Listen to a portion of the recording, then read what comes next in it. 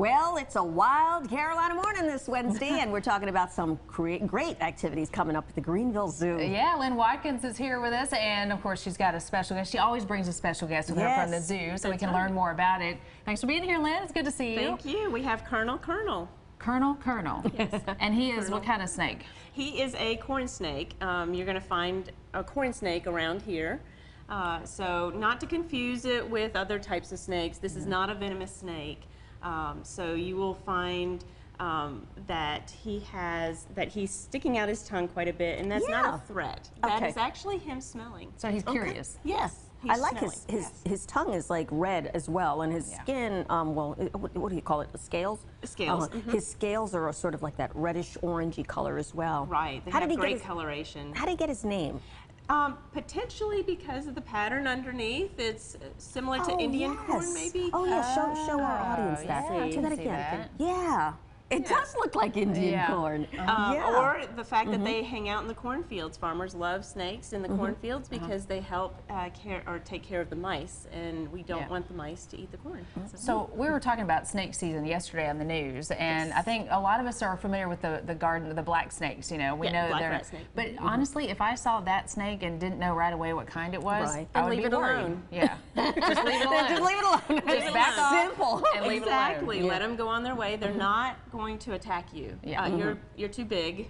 They eat. They actually don't chew their food. They swallow their food whole. So you are obviously too big for that. Thank goodness for that. What about me? Yeah, you too. Yeah, so me was bite size. So that's right. So just leaving them alone, letting them do their job, because when they do take care of the rodents, they're taking care of ticks. So let's let them do that. All right. So that, I guess that would be the general rule when it comes to any snake. Exactly. Any snake, venomous, non-venomous, and I am not a good indicator as far as what snake, determining which snake is which. So I just stay away. Yeah. So that's the best rule.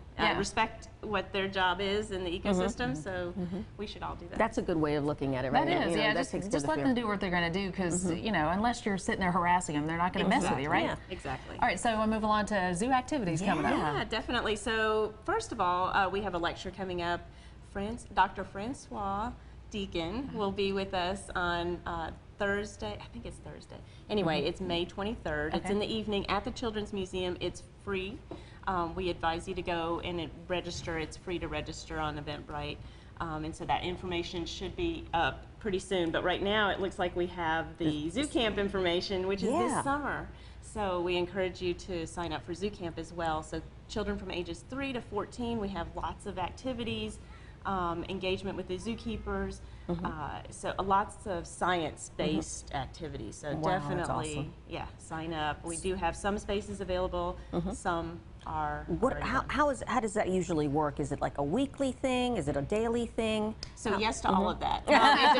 So you have different programs. We do have different programs. So check out the age, and then also the different ways of getting involved. So either half day, full day, week long, 3 days. Very cool. All right, and real quickly, we had also talked about how the blasting going on with Dig Greenville had been like messing with the orangutans. Are they doing okay? They are doing fine. They are doing fine. We do take precautions, so whenever the blast does occur, we do have them in their dens.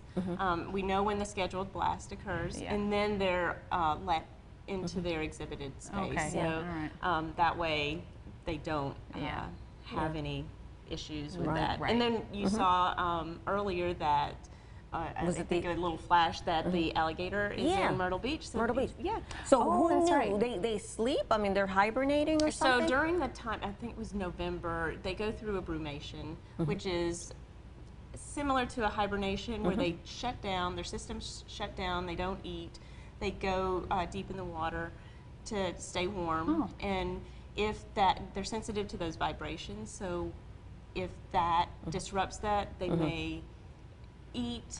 It would not settle right, so that's why they took a vacation in Myrtle Beach. Well, you know what? Sounds like it's a nice place. It's a nice place to be. So we should be.